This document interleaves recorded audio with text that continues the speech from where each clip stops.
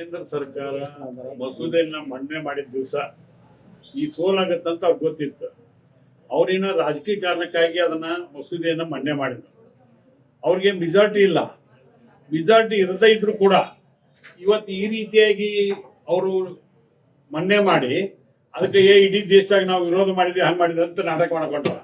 ಒಂದ್ ಹೇಳ್ಬಿಡ್ತೀನಿ, ಮಹಿಳಾ ಮೀಸಲಾತಿಗೆ ಫಸ್ಟ್ ನಿರ್ಣಯ ಮಾಡಿದಂಥವ್ರು ನಾವು. ಇವತ್ತು ಅವರು ಇವನ್ನ ಏನು ಅಸೆಂಬ್ಲಿ ಕಾನ್ಸ್ಟಿಟ್ಯೂನ್ಸಿ ಮತ್ತು MP ಕಾನ್ಸ್ಟಿಟ್ಯೂನ್ಸಿ ಹೆಚ್ಚು ಮಾಡ್ಬೇಕು ಅನ್ನೋಂಥ ಒಂದು ದೃಷ್ಟಿಯೊಳಗೆ ಅದಕ್ಕೆ ಏನು ವೈಜ್ಞಾನಿಕವಾಗಿ ಮಾಡಲಿ. ಈಗ ಉತ್ತರ ಪ್ರದೇಶಕ್ಕೆ ಹೆಚ್ಚು ಸಿಗ್ತಾವೆ, ನಮ್ಗೆ ಕಡಿಮೆ ಸಿಗ್ತಾವೆ. ಆ ವೈಜ್ಞಾನಿಕವಾಗಿ ನಾವೆಲ್ಲರೂ ಕೂಡ್ಕೊಂಡು ಆ ತೀರ್ಮಾನಕ್ಕೆ ಬಂದ್ರೆ ಮಾತ್ರ ಸಾಧ್ಯ ಐತಿ. ಇವತ್ತು ಅವ್ರು ನಿನ್ನೇನು ಬಹಳ ನಾವು ಮೊನ್ನೆ ಮಾಡಿದ್ದಕ್ಕೆ ವಿರೋಧ ಮಾಡಿದ್ರು, ಕಾಂಗ್ರೆಸ್ ಪಾರ್ಟಿ ಇದಕ್ಕೆ ಜವಾಬ್ದಾರಿ ಹಂಗಂತೀರ. ಎಲ್ಲ ಈಗ ಸರ್ವಪಕ್ಷದ ಸಭೆ ಕರಿಬೇಕು ಅಂತ ಸನ್ಮಾನ್ಯ ರಾಹುಲ್ ಗಾಂಧಿ ಅವರು, ಸನ್ಮಾನ್ಯ ಮಲ್ಲಿಕಾರ್ಜುನ್ ಖರ್ಗೆ ಸಾಹೇಬರು ಸರ್ವಪಕ್ಷ ಸಭೆ ಯಾಕೆ ಇರಲಿಲ್ಲ? ಮೊನ್ನೆ ಮಾಡ್ಬೇಕಾದ್ರೆ ಸಂವಿಧಾನದಲ್ಲಿ ತನ್ನದೇ ಆದಂತ ಒಂದು ಮಾನದಂಡ ಇದೆ. ಆ ಮಾನದಂಡ ಪ್ರಕಾರ ಮಾಡಬೇಕು. ಅವ್ರಿಗೆ ಪ್ರಜಾಪ್ರಭುತ್ವ ಗೊತ್ತಿಲ್ಲ, ಅದಕ್ಕೆ ಈ ರೀತಿ ಮಾಡಿ ಒಂದು ಫೇಲ್ ಆದಕ್ಕೆ ದೊಡ್ಡ ಇದಾಗ್ಬಿಡ್ತು ಅನ್ನೋರ್ಗತ್ತೆ ಆಕ್ಟ್ ಮಾಡಕ್ ಹೋಗಲ್ಲ, ಸರಿಯಲ್ಲ. ಶಾಸಕರು ದೆಹಲಿ ದೌಡನ್ನು ಮಾಡಿದ್ರು.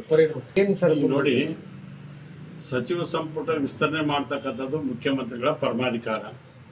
ಅದು AICC ಅಧ್ಯಕ್ಷ ಅಂತ ಸನ್ಮಾನ್ಯ ಮಲ್ಲಿಕಾರ್ಜುನ್ ಖರ್ಗೆ ಸಾಹೇಬರು, ವಿರೋಧ ಪಕ್ಷದ ನಾಯಕರಂತ ಸನ್ಮಾನ್ಯ ರಾಹುಲ್ ಗಾಂಧಿ ಅವರು, ನಮ್ಮ ರಾಜ್ಯದ ಇನ್ಚಾರ್ಜ್ ಆದಂಥ ಸನ್ಮಾನ್ಯ ರಣದೀಪ್ ಸಿಂಗ್ ಸುರ್ಜೇವಾಲಾ ಸಾಹೇಬರು, ಮತ್ತು ಅದೇ ರೀತಿಯಾಗಿ KC ವೇಣುಗೋಪಾಲ್ ಸಾಹೇಬರು ಎಲ್ಲರೂ ಕೂತ್ಕೊಂಡು ಒಂದು ತೀರ್ಮಾನ ಮಾಡಿ ಸಂಪುಟ ವಿಸ್ತರಣೆ ಮಾಡಬೇಕು ಅನ್ನುವಂಥದ್ದು ನಿರ್ಣಯ ಇನ್ನೂ ಆಗಿಲ್ಲ.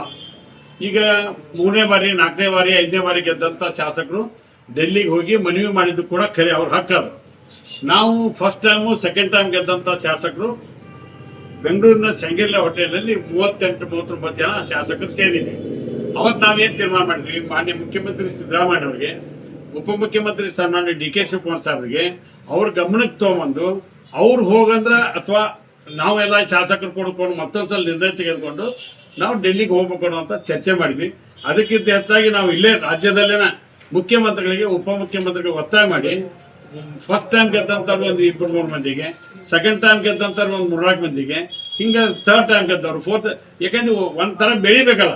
ಆ ರೀತಿಯಾಗಿ 2028 ಇಲೆಕ್ಷನ್ ನಮ್ಮ ದೃಷ್ಟಿಯೊಳಗೆ ಇಟ್ಕೊಂಡು ಮತ್ತೆ ನಾವು ಒಳ್ಳೆ ಅಧಿಕಾರಕ್ಕೆ ಬರಲಿಕ್ಕೆ ನಾವು ಏನು ಬೇಕು ಅದನ್ನು ಮಾಡಲಿಕ್ಕೆ, ಆಮೇಲೆ ಸಂಘಟನೆ ಮಾಡಲಿಕ್ಕೆ ಆಕ್ಟಿವ್ ಆಗಿ ಕೆಲಸ ಮಾಡ್ತಕ್ಕಂಥ ವ್ಯವಸ್ಥೆನ ಮಾಡಬೇಕು ಅನ್ನೋಂಥ ತೀರ್ಮಾನ ಈಗಾಗಲೇ ಹಾರ್ಟ್ಲಿ ಚರ್ಚೆ ಮಾಡಿದ ಶಾಸಕರು. ಯಾರ ಬಗ್ಗೆ ದೂರಿಲ್ಲ, ಈದಿಲ್ಲ, ಒಬ್ರಿಗೊಬ್ರು ಚರ್ಚೆ ಮಾಡಿ ಮುಖ್ಯಮಂತ್ರಿಗಳು ಉಪಮುಖ್ಯಮಂತ್ರಿಗಳು ಏನ್ ಹೇಳ್ತಾರೆ ಆ ಪ್ರಕಾರ ನಿರ್ಣಯ ಮಾಡ್ತಾರೆ. ಸರ್ ಚರ್ಚೆ ಆಗೈತಿ ಎಲ್ಲ. ನಾನು ಏನ್ ಹೇಳಿದೆ, ಮೊದ್ಲೇಕ ನಮ್ಮ ಹೈಕಮಾಂಡ್ ಪಾರ್ಟಿ ಹೈಕಮಾಂಡ್ ನಿರ್ಣಯ ವಿಸ್ತರಣೆ ಮಾಡಬೇಕು ಬಿಡ್ಬೇಕು ಅನ್ನೋಂಥ ನಿರ್ಣಯ ಮಾಡಿಲ್ಲ. ಆ ನಿರ್ಣಯ ಮಾಡಿದ ಬಳಿಕ ಆ ವ್ಯವಸ್ಥೆ ಬಂದಾಗ ನಾವೆಲ್ಲ ಡೆಲ್ಲಿಗೆ ಹೋದ್ರೆ ಉಪಯೋಗ ಬೀಳ್ತದೆ. ಈಗ ನಾವು ಡೆಲ್ಲಿಗೆ ಹೋಗಿ ಏನ್ ಮಾಡ್ಬೇಕು? ಸಂಪುಟ ವಿಸ್ತರಣೆ ಮಾಡುವಂತ ನಿರ್ಣಯ ಹೈಕಮಾಂಡ್ ತಗೊಂತಂದ್ರೆ ಮುಖ್ಯಮಂತ್ರಿಗಳಿಗೆ ಅದು ಪರಮಾಧಿಕಾರ ಬರುತ್ತೆ. ಮುಖ್ಯಮಂತ್ರಿಗಳು ಕೂತ್ಕೊಂಡು ಏನ್ ತೀರ್ಮಾನ ತಗೋತಾರ ಅವ್ರು ಶಾಸಕರಾಗ್ತಾರ. ಮತ್ತೆ 224 ಮಂದಿ ಒಳಗೆ 34 ಮಂದಿ ಮಾತ್ರ ಮಂತ್ರಿ ಮಾಡಕ್ ಅವಕಾಶ ಇದೆ. ಎಲ್ರು ನಾವು ಮಂತ್ರಿ ಆಗ್ಬೇಕಾದ್ರೆ ಸಾಧ್ಯ ಇಲ್ಲ. ನಾವು ಕೊಟ್ಟರು ಅಷ್ಟೇ ಇರ್ತೀವಿ, ಕೊಡದೇ ಇದ್ರೂ ಇರ್ತೀವಿ. ಸಮರ್ಥವಾಗಿ ಒಬ್ಬ ಶಾಸಕನಾಗಿ ಹೆಂಗ್ ಕೆಲಸ ಮಾಡ್ತೀನಿ, ಸಚಿವ ಸ್ಥಾನ ಕೊಟ್ಟರು ಕೂಡ ಅದೇ ರೀತಿಯಾಗಿ ಮಾಡ್ಬೇಕನ್ನುವಂತ ಭಾವನೆ ಒಬ್ಬ ಹೋರಾಟಗಾರನಾಗಿ ರೈತ ಕೋಟದ ಕೊಟ್ರೆ ನಾವು ಮಾಡ್ಲಿಕ್ಕೆ ತಯಾರಿದೆ. ಸರಿ, ದಾವಣಗೆರೆ ಉಪಚುನಾವಣೆ ನ್ಯೂಸ್ ಫಸ್ಟ್ ನಿರ್ಭೀತಿಯಿಂದ ನಿಮ್ಮ ಪರವಾಗಿ.